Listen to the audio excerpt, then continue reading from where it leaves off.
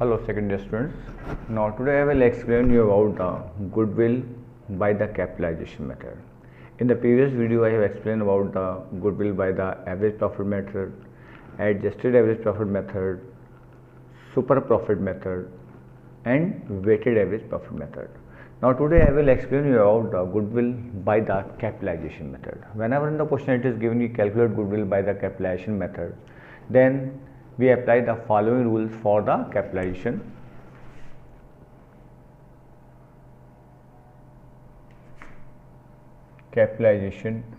method.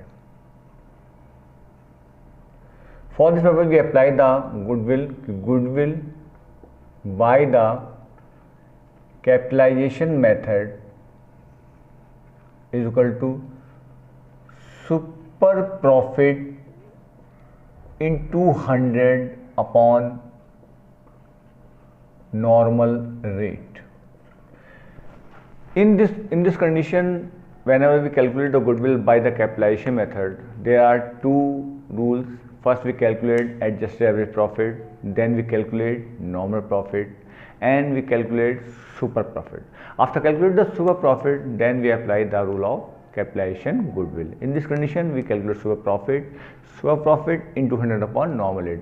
Normal rate always given in the question. Whenever you solve the question, normal rate always given in the question, and you will apply the formula for the calculation of goodwill by the capitalization method. मैं आपको एक बार फिर repeat करता हूँ कि adjusted average profit is equal to total of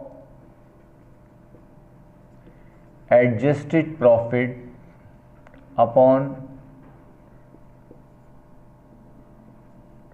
number of years, and second is normal profit is equal to capital implied into normal rate upon 100. And when you calculate the both average profit and normal profit, then we apply super profit method. So super profit is equal to adjusted average profit minus normal profit, and the super profit has been come, and this super profit will put off the formula for the capitalization method. आपके question book में देखें, उसमें आप देखिएगा कि आपके जब question में कहा जाए कि calculate the goodwill by the capitalisation method, then you will apply the following rules कि first you will calculate the adjusted average profit and then calculate the normal profit and apply the formula.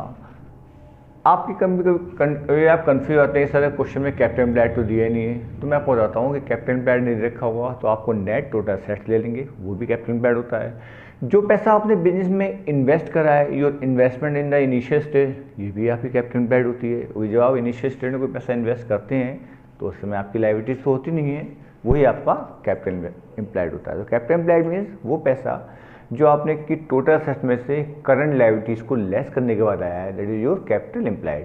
और capitalisation profit निकालने के लिए, capitalisation goodwill निकालने के लिए आपको यही मेथड लगाना है कि goodwill by the capitalisation method super profit into 100 upon normal profit.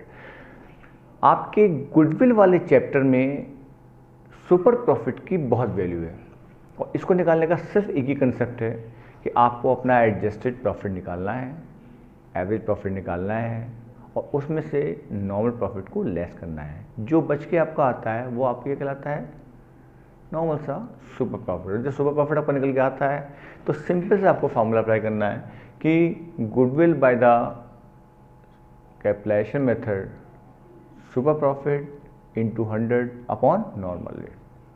सिर्फ आपको करके आपको क्वेश्चन निकालना है. ये पॉइंट मैं इसलिए बता रहा हूँ कि आपके गुडविल में 3 ही पॉइंट होते हैं. आपको ध्यान रखना है गुडविल का चैप्टर आता है तो गुडविल चैप्टर में केवल आपके 4 पॉइंट्स हैं.